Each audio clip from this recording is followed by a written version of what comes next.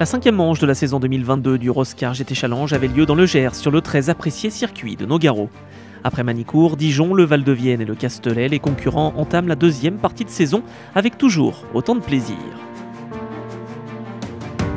Comme à leur habitude, Philippe Naniche et Christian Rossi offrent beaucoup de roulage à leurs pilotes, avec notamment 2 courses d'1 heure où l'on peut rouler seul ou en équipe de 2 pilotes. Nogaro, c'est une première pour moi, donc là c'est mes premiers tours de roue. Et petit à petit, on va faire les chronos et essayer de progresser. On a passé un début de saison d'apprentissage, puisque je commence le Roscar cette année. J'ai déjà piloté sur circuit.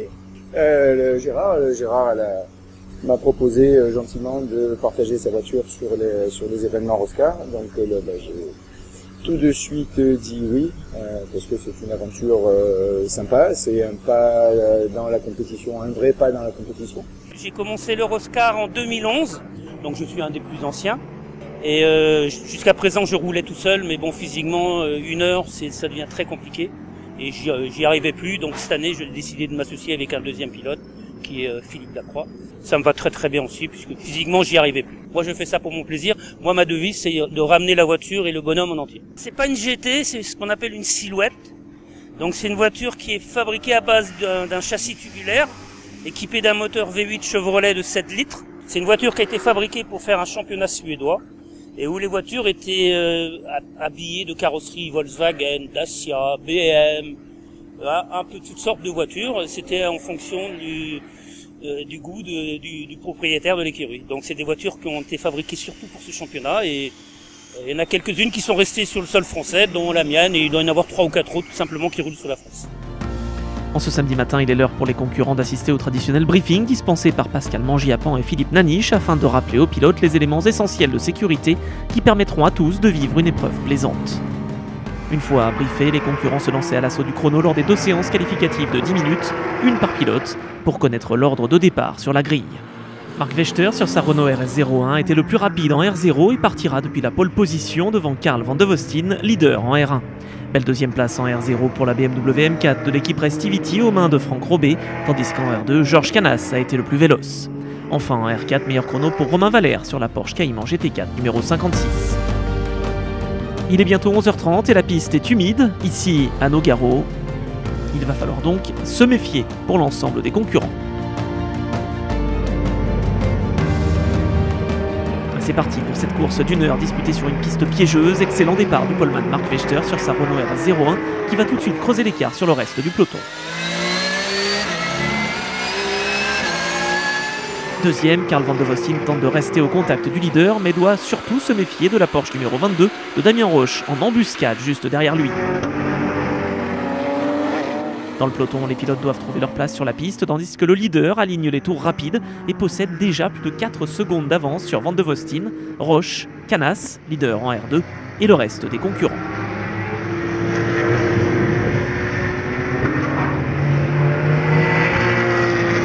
Auteur d'un très bon début de week-end, Franck Robé va malheureusement connaître une avarie technique et devoir rentrer au stand.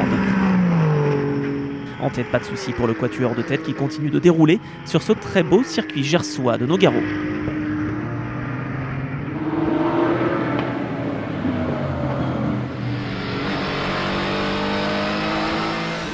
Si Marc Vechter contrôle, Carl Van de Vostin est poursuivi par Damien Roche. C'était -1 pour le pilote de B Autosport qui est parti très large dans le tout dernier virage. Bien installé en 4e position, Georges Canas devance Paul Benezek dans la Porsche numéro 24 juste avant l'ouverture de la fenêtre d'arrêt obligatoire où Florian Rias est l'un des premiers à entrer pour laisser son volant à Louis Perrault. Damien Roche en fait de même tandis que Carl Van de Vostin et Marc Vechter vont rester au volant de leur Porsche et Renault RS01 pour terminer cette course. À l'issue de ces arrêts, le trio de tête est inchangé, mais pour le gain de la 4e position, la lutte fait rage entre Charles Benezek et Louis Perrault. Belle bataille également entre la Solution F de Gérard Derrien et la Cayman GT4 de Romain Valère. Enchaînant les meilleurs tours en course, Louis Perrault remonte rapidement. Au 24e tour, il est 4e, juste derrière la Porsche numéro 22 de Julien Poncelet. Le pilote de B Autosport met la pression sur Carl Van de Vostin et va finir par le dépasser à 13 tours de l'arrivée. Cavalier seul pour le leader Marc Vechter, tandis que derrière les pilotes sont à l'attaque et certains vont même se faire piéger. C'est le cas de Charles Benezek, un peu trop violent sur l'accélérateur, plus de peur que de mal pour le pilote Restivity qui va pouvoir repartir. Désormais deuxième, Julien Poncelet doit continuer d'attaquer pour se mettre à l'abri de Carl Van de Vostijn sur sa Porsche numéro 35. En tête, Mark Vechter déroule dans ses derniers tours de course. On le retrouve en caméra embarquée. Oh, et c'est l'erreur pour le leader de la course. Un rebondissement inattendu ici à Nogaro qui va permettre à Julien Poncelet de prendre les commandes de l'épreuve à 2 tours du but. La Porsche numéro 22 possède quelques secondes d'avance qui seront suffisantes pour s'imposer dans cette toute première course. Nouvelle victoire cette saison pour le duo Damien Roche et Julien Poncelet avec seulement 3 petites secondes d'avance sur Mark Vechter qui remporte tout de même la catégorie R0. Le podium est complété par Carl Van de Vostijn. Une première course qui se termine finalement sous le soleil. Les équipes vont pouvoir désormais préparer les véhicules en vue de la seconde confrontation prévue moins de 4 heures plus tard. Georges Canas l'emporte en R2 tandis que la victoire en R4 revient à Romain Valère sur sa Porsche Cayman GT4. Officialisée il y a quelques semaines par Philippe Naniche, la nouvelle a ravi l'ensemble du paddock. L'Endurance Roscar 360 sera bien organisée au mois de novembre sur le circuit Paul Ricard. L'occasion d'en savoir plus avec le patron en personne. Aujourd'hui Nogaro, dans 15 jours les Denain. Fin octobre nous serons à Dijon et nous clôturerons la saison, et c'est un peu une tradition au Roscar GT Challenge de Christian Rossi, à Manicourt. Mais pour autant, la saison ne sera pas terminée. Nous proposerons une course supplémentaire. 15 jours après Manicourt, nous ferons une endurance, le Roscar 360 Endurance, au circuit Paul Ricard. C'est une véritable endurance. 360, en fait, c'est 360 miles. Ces 360 miles convertis en kilomètres puis en tours représentent environ 99,5 tours du circuit Paul Ricard. Et pour ne pas reprendre des appellations déjà connues, nous avons trouvé que 360 miles était une appellation sympa. En temps, cela représentera une course d'environ 3h45. Nous assurerons les ravitaillements dans la partie du paddock 2 du circuit Paul Ricard, qui fait que tout sera fait avec toutes les règles de sécurité imposées par la FFSA, et pour le plus grand plaisir de tous. En attendant ce beau meeting de fin de saison, retour à Nogaro avec les préparatifs qui continuent avant la seconde course du week-end. Les pneumatiques Pirelli sont préparés, tandis que les pilotes profitent de quelques instants de repos avant de repartir au combat. La météo s'est un peu dégradée à Nogaro, la piste est humide sur certaines portions. La tâche s'annonce ardue pour les pilotes qui gardent tout de même le sourire avant de s'élancer. Par mesure de sécurité, la direction de course a prévu 2 tours de formation afin de permettre aux concurrents de s'acclimater, tandis que la Porsche numéro 19 connaît un souci avant même le départ, mais pourra toutefois participer à la course. Le drapeau vert est agité, Mark Vechter mène devant Louis Perrault et Julien Poncelet. Comme il est de coutume, 1 heure de course est prévue et les affrontements commencent d'entrée de jeu. Carl Van de Vostijn est 5e, mais il attaque pour tenter de déborder Charles Benezek, très bon 4e en ce début de course. Sur sa Renault RS01, Mark Vechter veut faire oublier sa déconvenue de la première course et creuse déjà l'écart sur ses poursuivants. Sur la Porsche numéro 36, César Van de Vostijn effectue un très bon début de course, tout comme Julien Poncelet, qui passe désormais à l'attaque sur Louis Perrault pour le gain de la 2e position. Malheureusement, les 2 pilotes vont se toucher et Poncelet va perdre le bénéfice de sa belle entame de course. Il repart 8e, juste devant César Van de Vostijn.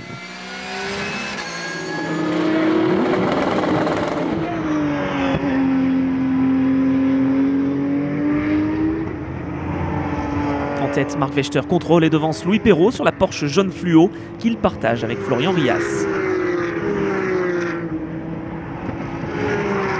Réparée après des soucis de boîte de vitesse, la BMW de Lucas Robet reste 2e de la catégorie R0 malgré cette petite frayeur. Pendant ce temps, la lutte pour la 3e place est intense entre Carl Van de Vostijn, Charles Benezek et Julien Poncelet, revenu très fort après sa petite touchette du début de course. Large leader en R2, Georges Canas est 7e du général, tandis que Didier Papeau fait bonne figure sur sa Porsche numéro 23 pour son premier week-end où il est seul au volant.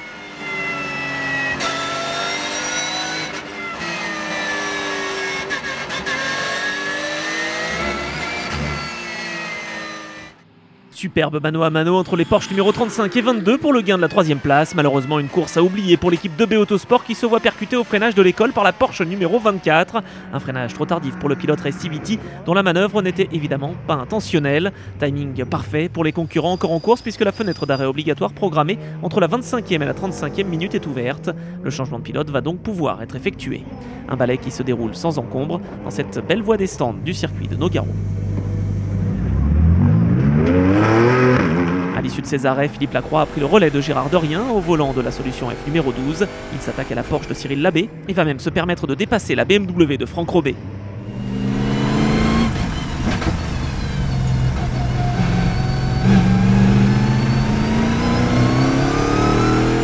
Toujours large leader, Marc Vechter se défait du trafic. Il compte déjà plus de 40 secondes d'avance sur Karl Van de Vostin, désormais deuxième. Dans le peloton, les batailles continuent. Philippe Lacroix est survolté. Il plonge à l'intérieur de l'épingle de l'école, mais il se fait piéger. C'est le métier qui rentre. Georges Canas continue sa belle prestation à bord de la Porsche préparée par 911 Impact. Il est leader du classement R2 et troisième du scratch dans cette deuxième course, devant Florian Rias sur sa Porsche numéro 54.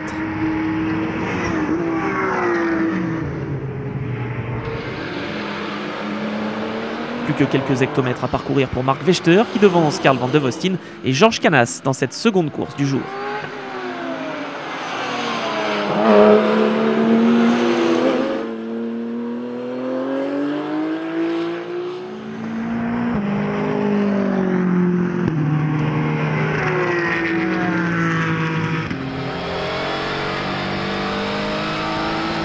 Victoire pour le pilote G2 Racing qui prend sa revanche sur la première course. Avec un avantage de plus d'une minute sur la ligne, le Suisse s'impose au cumul des deux épreuves devant Karl Van de Vostin et le duo Florian Rias-Louis Perrault. C'est la joie dans les stands pour les mécaniciens qui peuvent applaudir les pilotes après cette belle course. Au cumul des deux manches, Marc Vechter s'impose en R0, Karl Van de Vostin l'emporte en R1. En R2, victoire de Georges Canas alors que Romain Valère s'illustre en R4 avec sa Porsche Cayman GT4.